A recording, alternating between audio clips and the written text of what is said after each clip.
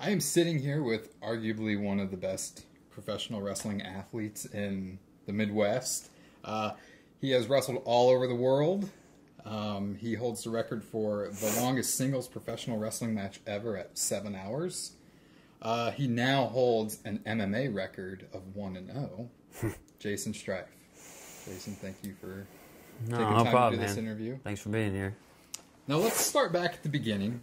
Not many people that are new to Magnum know this, but until about a year ago, you were the owner of Magnum Pro Wrestling, and then the company was bought out by an outside party who has chosen not to come out just yet. Can you tell us a little bit about how you started Magnum Pro?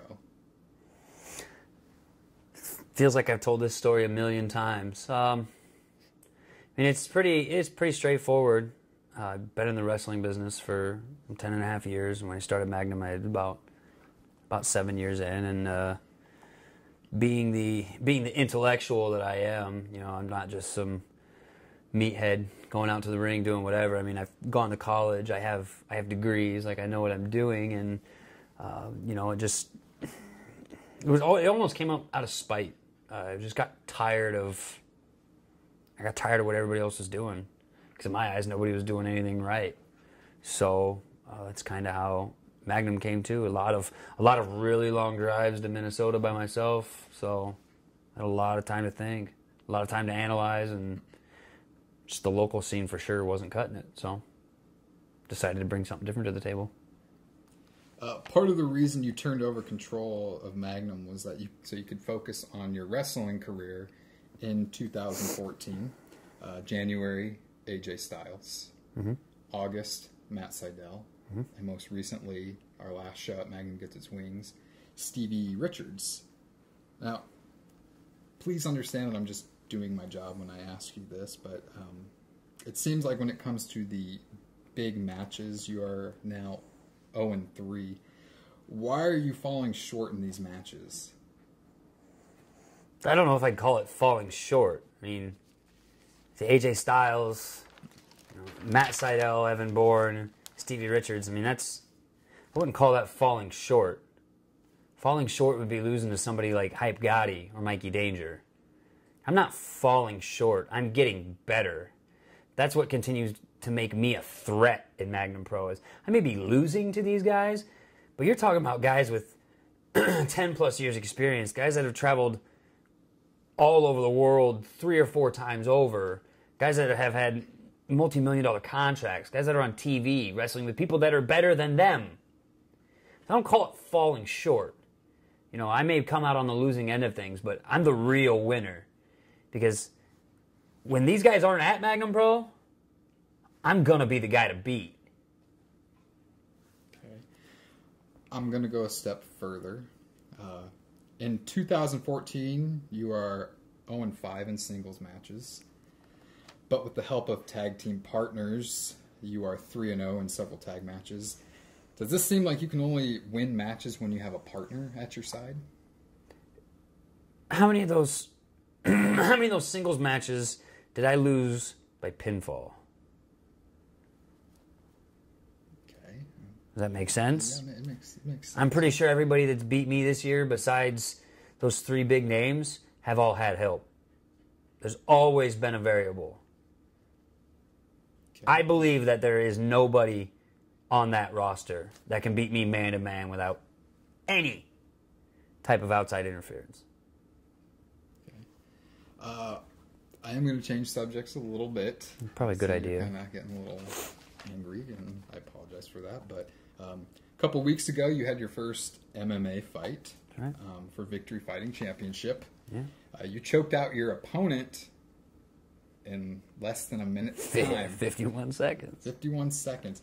Now, knowing that you beat this demon, I guess you could say, of going to MMA and proving to yourself that you can do it, are you done with MMA, or is MMA something that you might set your sights on in the future? I don't think I'm done by a long shot.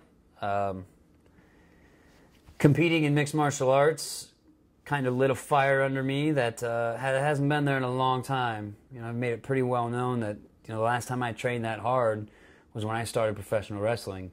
And I didn't train that hard when I started professional wrestling. I mean, this is a whole new ball game that I'm being a part of. You know, and it's not over. Not by a long shot. Do you prefer professional wrestling over MMA, or are they both equals in your eyes? Very much equal. I mean, professional wrestling has had my love since I was a kid.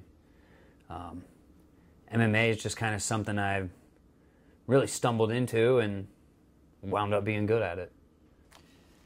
Let's go back to Magnum Pro. June 28th, 2014, second night of Hot Magnum Nights. Two of your former best friends, Tony Cortez and Hype Gotti, turned their back on you and the rest of Magnum fans and joined Jaden Drago to start what is known as the Country. A couple months ago I asked you about this, but with time having passed, what are your thoughts now on what the Country has been doing in Magnum Pro? It's despicable. Doesn't surprise me, but it's despicable. I mean, that's who those guys are. You know, it's the thing is about professional wrestling, everybody is their best when they're just themselves turned up to 11. And that's exactly what those guys are doing right now. I mean, it's atrocious to see the people get behind them, but you know, we're in that era of the good guys and the bad guys don't matter anymore. People are going to cheer for who they like and who entertains them. And, you know, if they're entertaining the fans and people like them, then can't fault them for it. They're doing their job. So, you know, their personal tastes and actions, I don't agree with. But, you know, it's like I told Mikey Danger, I'm not going to fight my best friends. So... Well, that brings me to my next question. You've actually stuck true to your words of not fighting your best friends. But another friend of yours, probably your closest, Mikey Danger, has been battling the Country ever since June. At the last show, they got the best of Mikey by attacking him and hitting him several times in the back with the kendo stick, causing some injuries to Mikey. You were nowhere to be found. Doesn't there come a point where enough is enough and you put whatever feelings you have battled up inside, put them aside and save your friend? Yeah, there is. And as grueling as last month was, he's not there yet. Well, I mean, why did you not save your friend Mikey Danger? I had other things on my mind that night. You know, if the kid can't take a couple shots with a stick, what's he doing being in the ring? Okay, I mean, I have different feelings about that. I'm sure you do.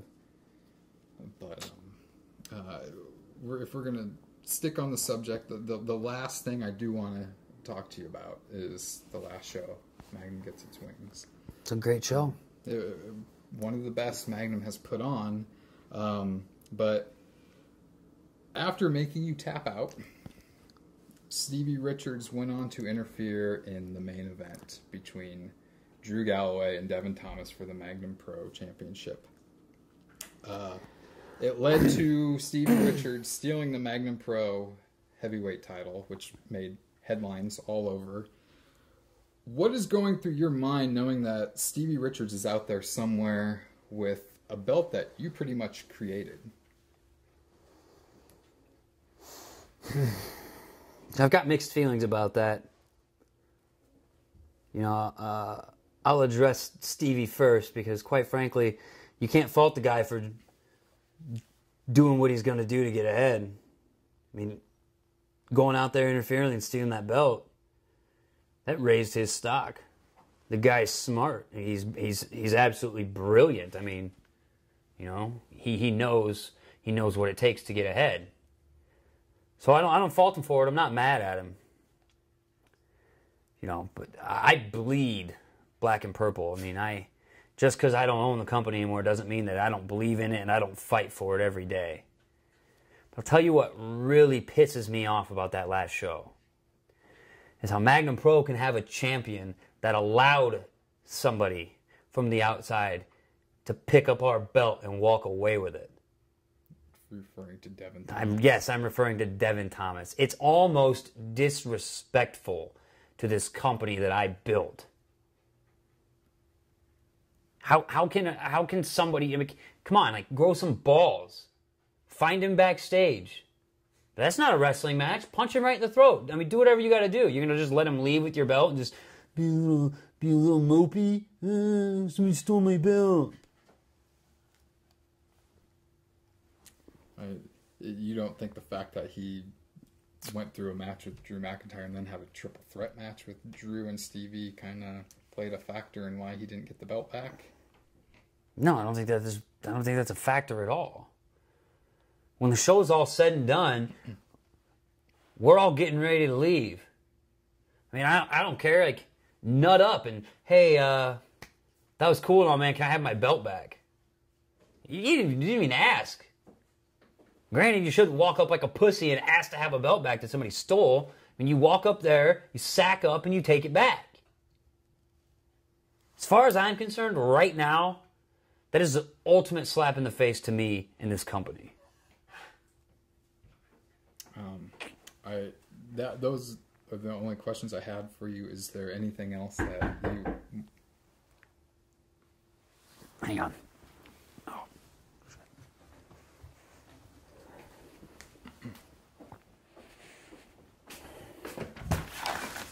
Yeah, give me just a second. All right, you guys got to go. I got business to attend to. To go? Yeah, pack up and get out. Okay. Well, I guess we're done here, guys. Don't worry about it.